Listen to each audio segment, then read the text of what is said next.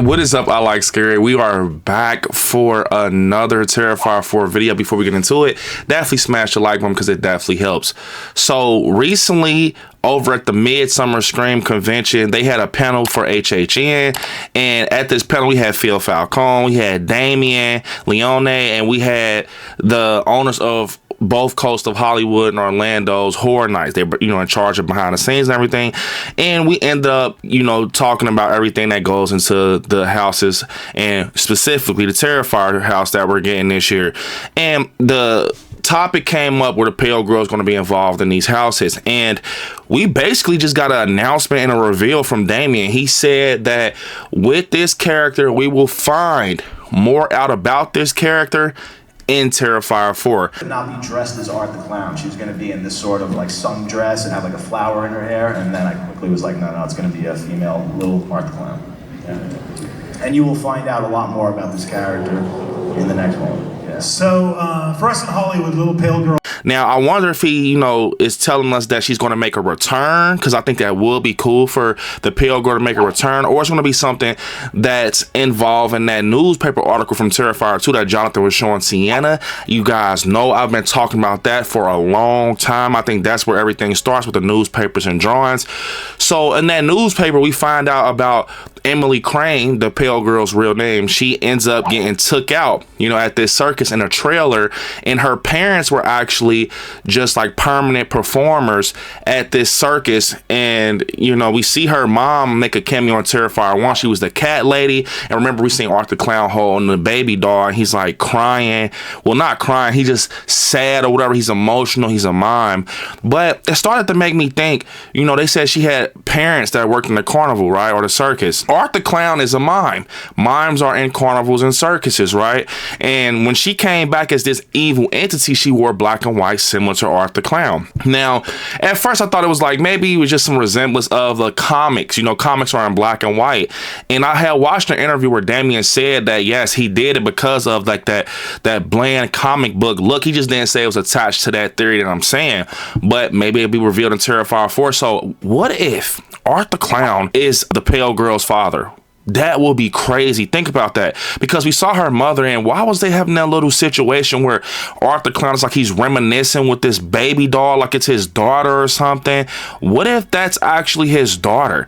That would be crazy. That would be bonkers, because we heard from Sienna's friend Brooke. Remember, she was in a car with her boyfriend, and she tells like this mini story about what happened to Sienna and Jonathan's father, where he ends up crashing into like this transformer. But before that, we find out that he was actually tripping out because of their mom. Remember, she was talking to Jonathan saying he wasn't acting the same. So what if it's something similar to that, where instead of him crashing out the way that their father did, he did it a different way, where he became a serial killer? Or maybe he was just simply a serial killer. I mean, he was at a carnival, and he ends up crashing. He took his daughter out in a trailer, and now he's ventured off that in that place, Miles County, and he's going after these girls, and he's walking around looking for victims and going to pizzeria shops, wiping poop on the wall. I mean, at the end of the day, it kind of sounds like that's where he's going, because the fact that he's telling us that she's going to be involved in Terrifier 4 and saying that, we're going to learn more about her, I think, yes, it's going to go back to this very news article that I've been predicting for so long, because it just stood out to me, and it shows a lot of depth in the story, and it brings a lot of stuff together. So I would not be surprised. Now, this is just me being a fan, but I won't be surprised if the Pale Girl returns fully in the flesh. I'm gonna tell you why, because we've seen that Victoria got took out in Terrifier 3 at the end by Sienna, got her whole head took off, and she like melts down into like this liquid, basically showing us like she's going back to hell. She's gone. And I'm thinking like, okay, who's gonna be this new host? Because we know now that Art the Clown supernatural, he needs like a host of evil. At first I was saying like Jonathan as the Pale Boy, which can still happen, but I don't know. The reason I say I don't know is because we heard actually Sienna's father talking to her in this flashback, and she brings up this blaster man saying that you only draw boys, you don't draw like females.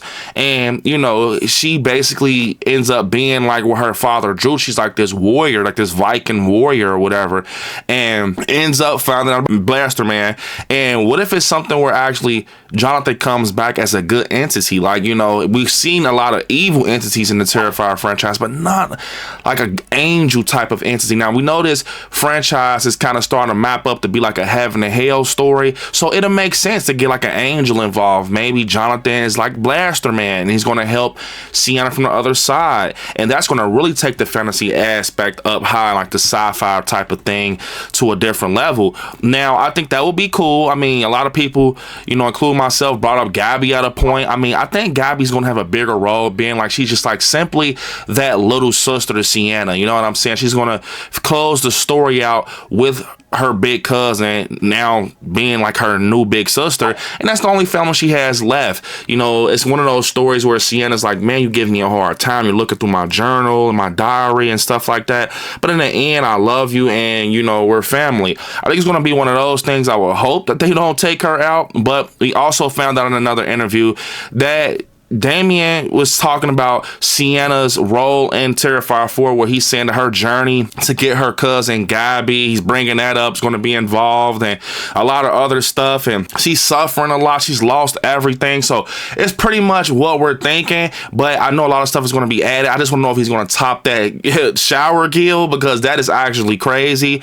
And we even seen like a couple of new kills that Horror Nights had fun creating that Arts never did, like put somebody on a saw table and saw them in half like an automatic saw, all types of craziness. But yeah, man, seems that the Pale Girl is returning for Terrifier 4, possibly.